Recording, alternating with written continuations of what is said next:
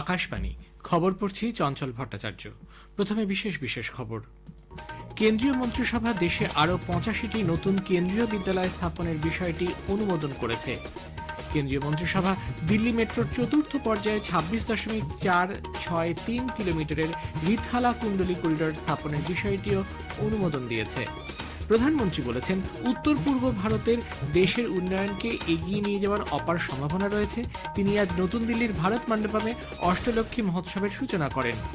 কেন্দ্রীয় কৃষিমন্ত্রী আজ কৃষকদের আশ্বস্ত করে বলেছেন, কেন্দ্রীয় সরকার ফসলের উৎপাদন খরচের ৫০%-এরও বেশি ন্যূনতম সহায়ক মূল্য হিসেবে নির্ধারণ করবে এবং কৃষকদের কাছ থেকে শস্য সংগ্রহ করবে। বিদেশ সচিব এ মাসের ৯ তারিখ বাংলাদেশ যাচ্ছেন। অ্যাডিলেডে বর্ডার গাভাস্কার ট্রফির দ্বিতীয় ক্রিকেট টেস্টের প্রথম দিনের শেষে ভারত প্রথম ইনিংসে অস্ট্রেলিয়ার বিরুদ্ধে ৯৪ রানে এগিয়ে রয়েছে। আসছি বিস্তারিত খবরে। কেন্দ্রীয় মন্ত্রিসভা দেশে আরও ৮৫টি নতুন কেন্দ্রীয় বিদ্যালয় স্থাপনের বিষয়টি অনুমোদন করেছে।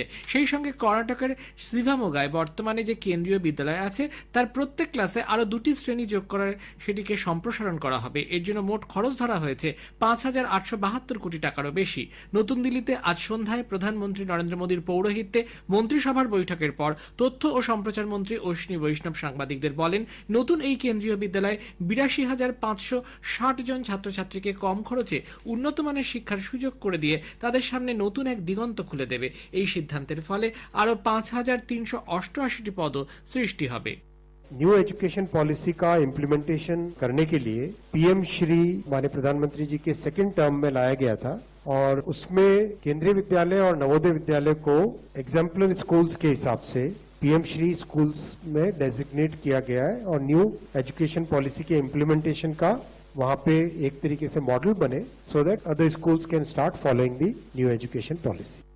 মন্ত্রী আরো জানান, নবোদয় বিদ্যালয় প্রকল্পের আওতায় যেসব জেলায় এখনো বিদ্যালয় খোলা হয়নি সেগুলিতে ২৮টি নতুন নবোদয় বিদ্যালয় স্থাপন করা হবে।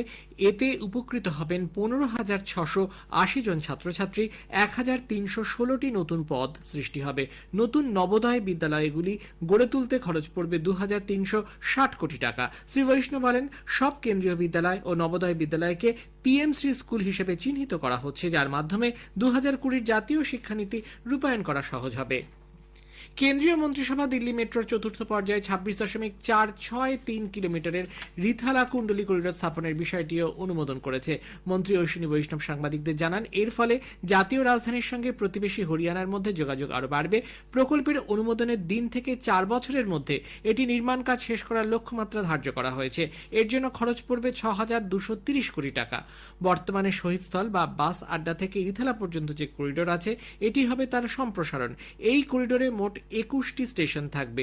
নতুন এই করিডোর চালু হলে দিল্লি মেট্রো বিশ্বের বৃহত্তম মেট্রো পরিষেবার অন্যতম হয়ে উঠবে বলে মন্ত্রী জানান।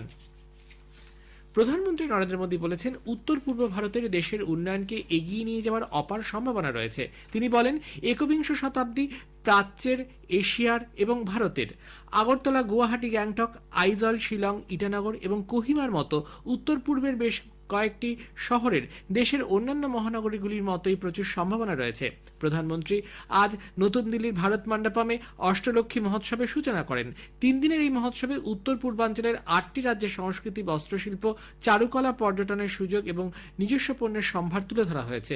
অনুষ্ঠানের সবথেকে বড় আকর্ষণ হল গ্রামীণ হাটবাজার, যেখানে ওই অঞ্চলের ৩২০ জন কৃষক ও শিল্পী তাদের উৎপাদিত পণ্য ও সামগ্রী সকলের সামনে তুলে ধরেছেন।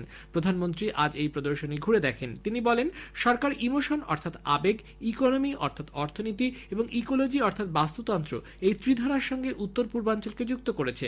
অষ্টলক্ষ্মী মহোৎসব হল উত্তর পূর্বের উজ্জ্বল ভবিষ্যতের উদযাপন, উন্নয়নের নতুন ভোরের উৎসব, যা বিকশিত ভারতের স্বপ্ন পূরণের দিকে দেশকে এগিয়ে নিয়ে যাবে। आने वाले दशकों में हम गुवाहाटी, अगरतला, इम्फाल, ईटानगर, गंगटोक, कोहिमा, शिलोंग और आइजोल जैसे शहरों का नया सामर्थ्य देखने वाले हैं और उसमें अष्टलक्ष्मी जैसे इन आयोजनों की बहुत बड़ी भूमिका होगी। अष्टलक्ष्मी महोत्सव नॉर्थ ईस्ट के बेहतर भविष्य का उत्सव है। কৃষিমন্ত্রী শিবরাজ সিং চৌহান আজ কৃষকদের আশ্বস্ত করে বলেছেন, কেন্দ্রীয় সরকার ফসলের উৎপাদনের খরচের